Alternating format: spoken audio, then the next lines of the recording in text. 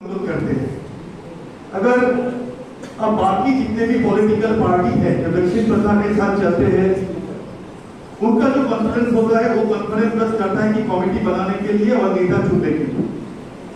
लेकिन डीएफआई और जितना भी लेट प्रगतिशील जो ऑर्गेनाइजेशन होता है उसका कॉन्फ्रेंस का मतलब ये होता है कि यहाँ पर हम लोग बहुत सारे बातों पर चर्चा करते हैं। पहले ये चर्चा जरूरी है।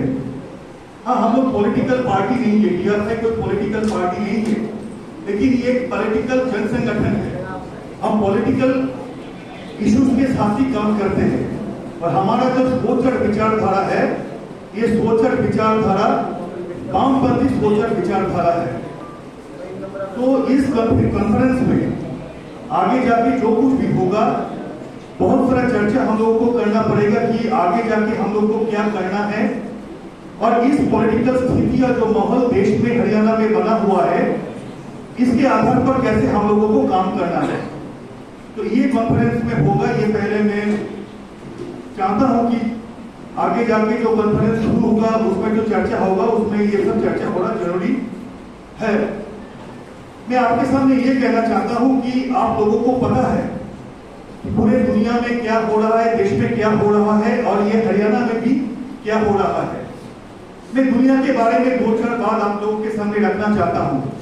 आप लोगों को पता है कि पूरे दुनिया में अभी दक्षिण पंथा के राजनीति का माहौल बना हुआ है।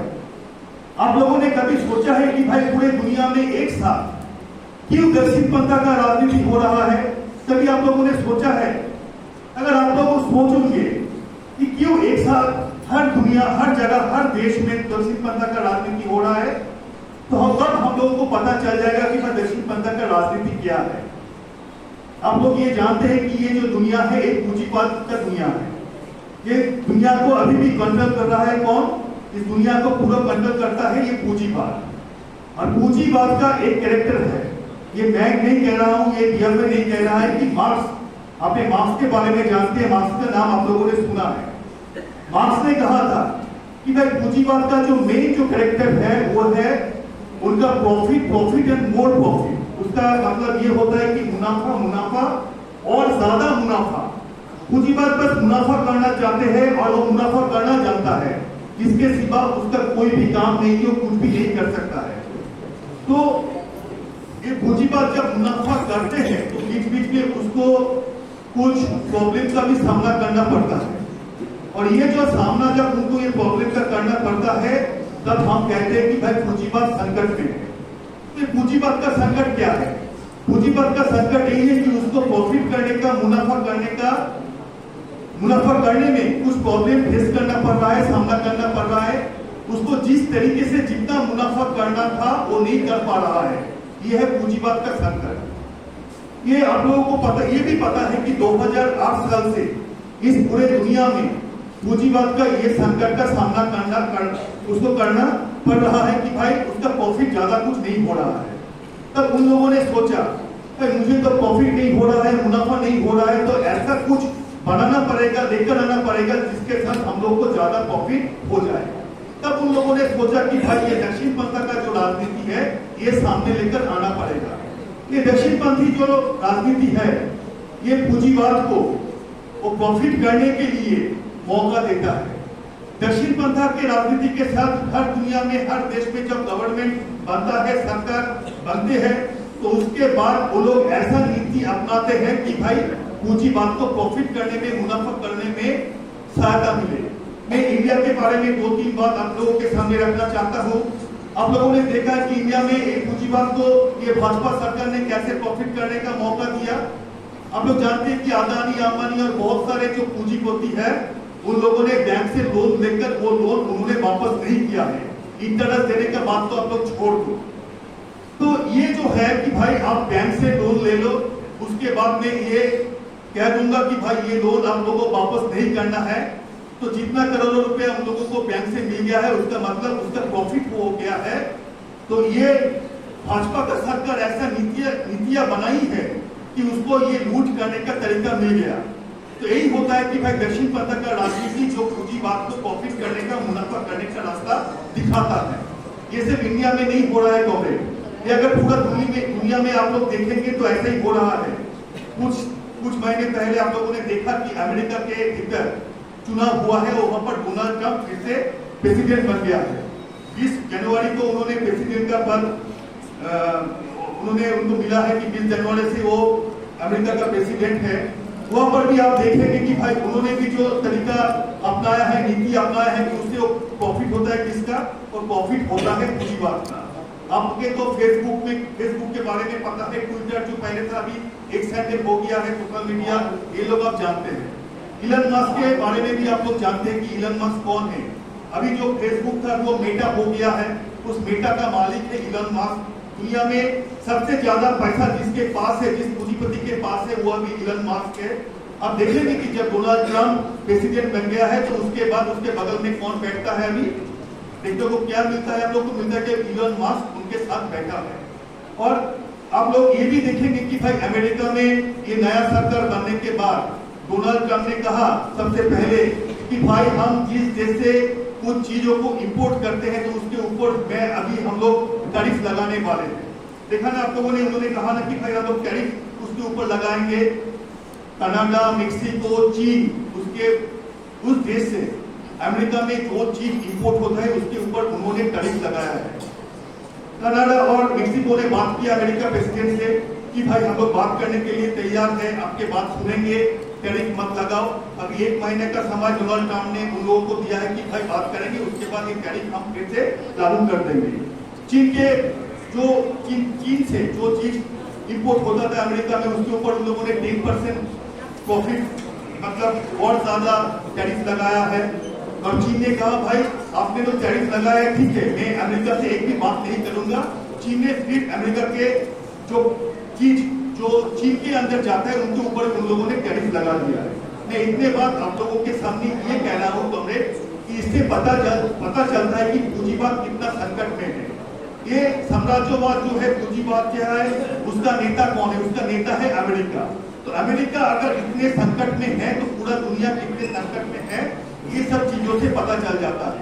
मैं बस और एक जो इस इंटरनेशनल पॉलिटिक्स के बारे में आपके सामने रखना चाहता हूँ कि पूंजीवाद का संकट कितना वो डीप है, ये पता चल जाता है कि यूरोप के बहुत सारे देश है और ये देश ऑफ डेवलपमेंट कंट्री है। यूरोप में आपको पता है कि यूरोपियन यूनियन है, यूरोप का जितना भी स्टेट है उन सभी को लेकर एक यूरोपियन यूनियन है। और यूरोपियन यूनियन के अंदर एक यूरो जोन है, उसमें 20 कंट्री है, 20 देश है यूरो जोन के अंदर। उसमें जर्मनी है, फ्रांस है, इटाली है, ग्रीस है, इतना सारा जो हम लोग सोचते हैं कि भाई ये लोग तो बहुत डेवलपमेंट कंट्री है, ये लोग यूरो जोन में है। ये जो 2024 का जो लास्ट क्वार्टर था, क्वार्टर का मतलब होता है कि हर 3 महीने में एक क्वार्टर होता है। अक्टूबर, नवंबर, दिसंबर में जो क्वार्टर था इस यूरो जोन का, अगर हम देखेंगे तो उसका जीडीपी ग्रोथ रेट था 0%। आप सोचे इतना डेवलप कंट्री है और उसका ग्रोथ रेट कितना था लास्ट क्वार्टर में? उसके लास्ट क्वार्टर में ग्रोथ रेट था 0%। उसके आगे का पिछले का जो अगर क्वार्टर हम देखेंगे तो उसमें उन लोगों का जीडीपी रेट था, ग्रोथ रेट था 0.04%। तो इससे पता चल जाता है कि कमरेड पूंजीवाद कितना संकट में है। जर्मनी है उस यूरोजोन के 20 कंट्री में एक देश जिनका आर्थिक स्थिति अमेरिका के बाद सबसे स्टेबल आर्थिक स्थिति था। लेकिन अगर आप देखेंगे कि भाई जर्मनी का आर्थिक स्थिति भी इतना अच्छा नहीं है। तो मैं इतना बात आप लोगों के सामने इसलिए कह रहा हूँ कि इससे पता चल जाता है कि भाई ये जो पूंजीवाद जो कहते हैं कि भाई पूंजीवादी एक मतलब जो है दुनिया को बचा सकता है, लेकिन ये नहीं है। ये है कि पूंजीवाद अभी संकट में है और ये संकट से बाहर आने के लिए दक्षिण पन्था का राजनीति हो रहा है। ये दक्षिण पन्था राजनीति का भी कुछ कैरेक्टर होता है। ये लोग भेदभाव का राजनीति करता है। इंडिया में बीजेपी को मौका मिलता है कि भाई हिंदू मुसलमान करने का, ऊंची जात और नीची जात के बात करने का मौका मिलता है। लेकिन बाहर जितना भी देश वहां पर ये सब नहीं है कि वहां पर एक ही धर्म का ज्यादातर लोग है। वहां पर ये ऊंची जात और नीची जात का बात नहीं होता है। तो वहां पर क्या होता है? वहां पर बोलता है कि भाई तुम गोरा हो, तुम काला हो, तुम उसके गोरा काले के बीच वो लोग लड़ाई लगाता है। यहाँ पर भाजपा क्या करता है कि हिंदू मुसलमान के बीच तुम लड़ो। तुम हिंदू के साथ मुसलमान, जहाँ पर हिंदू के साथ क्रिश्चियन है, जहाँ पर क्रिश्चियन के साथ बौद्ध का हो सकता है, बुद्धिस्ट लोगों का, वहाँ पर उसके बीच में तुम लड़ा दो, भेदभाव का राजनीति का माहौल बना दो। अब तो इसे पूंजीवाद का जो संकट है, और ये पूंजीवाद के संकट से बाहर आने के लिए जो आर्थिक स्थिति देश का हो रहा है, तो इससे नजर घूम जाएगा भाई वो भेदभाव के राजनीति में। इसलिए ये जो दक्षिण पंथ की राजनीति जहां पर भी होता है, तो ऐसा होता है कि भाई ये आर्थिक स्थिति खराब है, ये किसी को पता नहीं चल जाए, तो इसलिए ये भेदभाव का राजनीति करते हैं, सांप्रदायिकता के राजनीति करते हुए उन लोगों ने इसका नजर घुमाते हैं कि भाई दूसरे तरफ। आप लोग देखेंगे कि अमेरिका में वो लोग, डोनाल्ड ट्रंप ने क्या कहा पूंजीवाद के नजर घुमाने के लिए, उन्होंने कहा कि भाई हम मेक्सिको में जाके वहां पर वॉल लगा देंगे, उसका जो बॉर्डर है हम बड़ा वॉल वहां पर लगा देंगे। ये मेक्सिकन लोग इंडिया में, अमेरिका में आते हैं तो यहाँ पर नौकरी नहीं मिल रहा है, और मोदी जी क्या कहते हैं इंडिया में, भाई मुसलमान तो हटाओ, कि मुसलमान लोग इंडिया में आ गया तो इसलिए यहाँ पर नौकरी नहीं मिल रहा है युवाओं को, ये मुसलमान लोग हैं, इसको पाकिस्तान भेजना पड़ेगा, ये उनका नीति है। तो ये भेदभाव का नीति और माहौल बनाने के लिए दक्षिणपंथी लोग लगातार पूरे दुनिया में और इंडिया में जुड़े हैं। और इंडिया के पॉलिटिक्स में मैं 2-3 बात आपके सामने रखना चाहता हूँ। मैं 2024 का जो लोकसभा का चुनाव हुआ था उसके बारे में 2-3 बात कहना चाहता हूँ। 2024 में पहली बार 2014 के बाद हम लोगों ने देखा कि भाई बीजेपी को थोड़ा मैं ज्यादा नहीं कहूंगा कि उसको थोड़ा पीछे आना पड़ा, क्योंकि 2014 में जब एनडीए का गवर्नमेंट बना था तो बीजेपी एक सिंगल मेजोरिटी का पॉलिटिकल पार्टी था, कि उसके दूसरे किसी पॉलिटिकल पार्टी को ऊपर डिपेंड नहीं करना पड़ेगा, वो खुद अकेला वो सेंट्रल का गवर्नमेंट बना सकता है। 2019 में भी हम लोगों ने देखा कि बीजेपी का पास जितना सीट था, तो वो सीट से बीजेपी जो था वो भी सिंगल मेजोरिटी पार्टी था, कि वो उसके पास अकेला जितना ताकत है, नंबर है लोकसभा के अंदर, वो गवर्नमेंट बना सकता है, सरकार बना सकता है। लेकिन 2024 में हम लोगों को देखने को मिला कि भाई इस बार सिंगल मेजोरिटी बीजेपी को नहीं मिला है, तो बीजेपी के दूसरे पार्टी के ऊपर डिपेंड करना पड़ेगा। आप लोग को पता है कि बीजेपी का ये 2024 में सरकार कैसे बना है, वो बिहार का जेडीयू जो नीतीश कुमार और दक्षिण का जो है नायडू, चंद्रबाबू नायडू, उसके ऊपर डिपेंड करते हुए उन लोगों को ये सरकार बनाना पड़ा। अभी भी ये सरकार काम कर रहा है। अगर नंबर देखेंगे हम कि लोकसभा में जितना नंबर चाहिए सरकार बनाने के लिए, उससे सिर्फ 20 सीट ज्यादा है, नंबर ज्यादा है इस एनडीए गवर्नमेंट का। और नीतीश कुमार के बारे में आप लोग जानते हैं कि बिहार में तो अब उसका नाम हो गया है क्या, उसका नाम है पलटू चाचा। क्यों?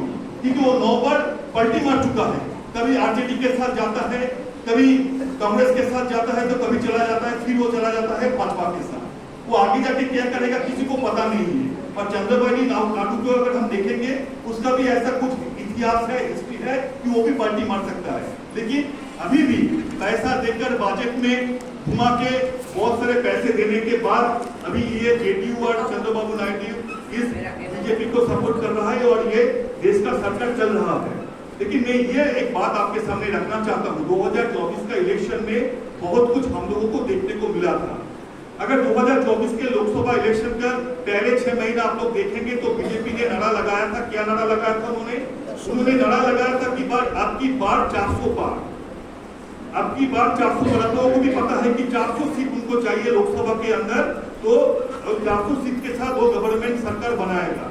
ये स्लोगन नारा उन्होंने क्यों दिया था, ये भी सोचना जरूरी है। वो सोच समझकर ये बोला था कि भाई 400 सीट हमको लोकसभा के अंदर चाहिए। अगर 400 सीट उसको मिल जाता और राज्यसभा में अभी बीजेपी का जितना सीट है, तो ये जो ज्वाइंट जो सेशन होता है ये राज्यसभा और लोकसभा का, अगर उसका 2/3 मेजोरिटी किसको मिल जाता है, तो संविधान को ना बदल करके वो कुछ भी आइन, कुछ भी कानून वो ज्वाइंट सेशन में पास करा सकता है। तो उसका यही सोच था कि भाई 2024 के सत्ता के आने के बाद हम लोग इस देश को हिंदू राष्ट्र बनाएंगे। कि आप लोगों को पता है हिंदू राष्ट्र, लेकिन आप लोगों ने देखा तो उसका क्या तरीका था। सबसे पहले 2024 के जो इलेक्शन के पहले जनवरी महीने में उन लोगों ने अयोध्या में राम मंदिर का उद्घाटन किया। उसको लेकर उन्होंने ऐसा माहौल पैदा करना चाहते थे कि भाई वो राम मंदिर हिंदुओं का है, ये सब करके उसको 400 सीट मिल जाएगा। लेकिन फिर हम लोगों ने ऐसा भी देखा कि जहां पर राम मंदिर है, अयोध्या जहां पर है, फरीदाबाद जो सीट है, वो अयोध्या के आसपास जितना भी सीट था, 9 सीट था लोकसभा का, उसमें 5 सीट में भाजपा को हार का सामना करना पड़ा उस इलेक्शन में। जहां पर राम मंदिर है वहां पर समाजवादी पार्टी का जो उम्मीदवार थे वो जीत गए, लेकिन बीजेपी को हार का सामना करना पड़ा जहां पर राम मंदिर बना। तो इससे हम लोगों को था कि भाई देखो ये देश का लोग ठीक सोच समझकर इस बार वोट दिए हैं। 2019 में 92 ऐसा सीट है, 92 से 20 जीते है बीजेपी, लेकिन हार गया 2024 में। उसमें बहुत सारा सीट है जहां पर SC ST माइनॉरिटी लोग ज्यादा था। ऐसा बहुत सा 92 सीट ऐसा है कि जो 2019 में भाजपा ने जीते थे, वो उनका जीत हुआ था, लेकिन 2024 में वो हार गया और उसमें ज्यादातर सीट SC ST और माइनॉरिटी पीपुल का पॉपुलेशन ज्यादा था। इससे पता चल जाता है कि SC ST माइनॉरिटी बीजेपी के खिलाफ वोट दिया है। तब एक आशा का माहौल बना था कि भाई हाँ हो सकते हैं, चलो बीजेपी को थोड़ा तो नुकसान हुआ है, आगे जाके बीजेपी के विरोध ये लड़ाई और तेज करना पड़ेगा तो कुछ फायदा मिलेगा। लेकिन कांग्रेस इस लोकसभा चुनाव के बाद बहुत सारे स्टेटों में विधानसभा की भी चुनाव हुआ है। विधानसभा चुनाव में हम लोगों ने देखा है, सबसे पहले जिसका नाम कहना पड़ेगा ये है आपका राज्य का जो है वो है कि हरियाणा।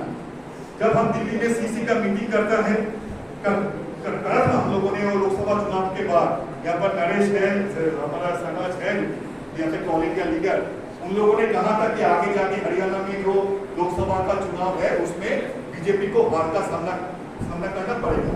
ये सिर्फ नरेश समाज का कहना नहीं था, कि ज्यादातर लोगों का ये कहना था कि भाई हरियाणा में बीजेपी को हार का सामना करना पड़ेगा। लेकिन क्या हुआ तो देख पता है क्या है, मैं उसके भीतर नहीं जा रहा हूँ कि भाई कारण क्या है, लेकिन यहाँ पर भाजपा को फिर से जीत का मौका मिल गया उन लोगों ने।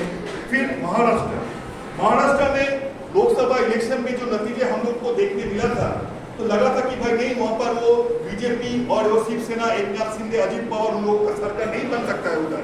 लेकिन महाराष्ट्र भी हम लोगों ने देखा कि बीजेपी का सरकार बन गया। और सबसे लास्ट कौन है, ये दिल्ली का जो इलेक्शन हुआ, आपको दिल्ली इलेक्शन से 2 महीने पहले भी किसी को नहीं लगा था कि भी आप आ सकता है दिल्ली, किसी को नहीं लगा था। बीजेपी ने जो इंटरनल सर्वे किया था उससे भी उनके सामने यही नतीजा जो आता रहा था, उस सर्वे का भी बीजेपी का वहां पर जीतने का कोई मौका नहीं है। लेकिन फिर हम लोगों ने देखा कि भाई दिल्ली के अंदर भी बीजेपी को इस चुनाव में, विधानसभा चुनाव में जीत हुआ है। तो 2024 के लोकसभा चुनाव में जो धक्का लगा था बीजेपी को, तो फिर इस 3 राज्य में जीतने के बाद उनको फिर से क्या बोले कि फ्रेश ऑक्सीजन मिल गया कि भाई चलो कि भेदभाव के राजनीति को, सांप्रदायिकता राजनीति को फिर एक बार हम लोग यहाँ पर दोहराएंगे। सांप्रदायिकता जो जहाँ है उसको पूरा इंडिया में हम फैलाएंगे। चलो, और इसका सहायता कौन करेगा? इसको सहायता करेगा देश के युवा। हमारा जो देश है ना कॉमरेड, ये देश है youngest country of the world. इसका मतलब क्या है? इसका मतलब यही है कि सबसे ज्यादा युवा वहां पर है, इस इंडिया में। इंडिया का जितना भी पॉपुलेशन है करीब 100 करोड़ 140 करोड़ जैसा हो यहाँ पर पॉपुलेशन है। अगर आप देखेंगे ना, इस पॉपुलेशन का 65% पॉपुलेशन जो है, उस जितने भी लोग हैं इंडिया के अंदर, उसका उम्र है 40 साल के नीचे। और ये 40 साल के नीचे जितने भी लोग हैं उसका 35 to 40% जो है जिसका उम्र है 25 साल से नीचे। इसलिए कहता है कि भाई India is the youngest country of the world. सबसे ज्यादा युवा इंडिया में रहता है। तो इंडिया का राजनीतिक भविष्य क्या होगा, यहाँ पर राजनीति कैसे चलेगा, ये किसके ऊपर डिपेंड करता है? ये डिपेंड करता है युवाओं के ऊपर। और युवाओं के अंदर कौन काम करता है? युवाओं के ऊपर सबसे ज्यादा काम करने का मौका DFI को मिलता है।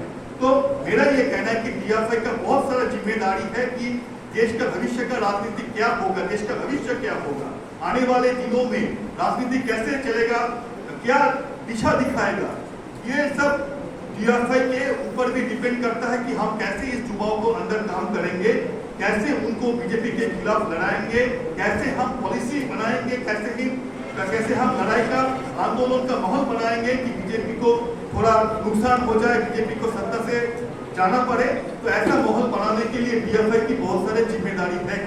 तो मेरा ये कहना है कि ये जो सम्मेलन होगा उस चर्चा होने के बाद ये हरियाणा के भीतर भी ये काम हम लोगों को करना पड़ेगा, क्योंकि ये बीजेपी जो है गवर्नमेंट ये किसी के साथ नहीं है। अगर आप देखेंगे कि छात्रा जो स्टूडेंट्स जो है छात्रा जो है आपको देखेंगे कि छात्रों का शिक्षा का अधिकार अब प्रभावित हो रहा है। जिसके पास पैसा है उसको शिक्षा का अधिकार मिलेगा, जिसके पास पैसा नहीं है उसको शिक्षा का अधिकार नहीं मिलेगा।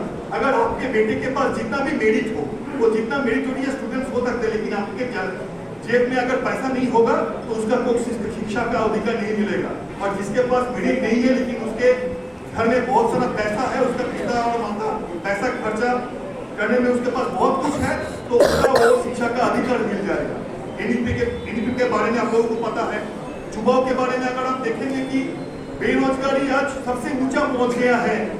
देश जब आजाद हुआ था, आजादी के पिछले जो 45 ईयर्स से उसमें सबसे ऊंचा अभी बेरोजगारी दर इंडिया में है।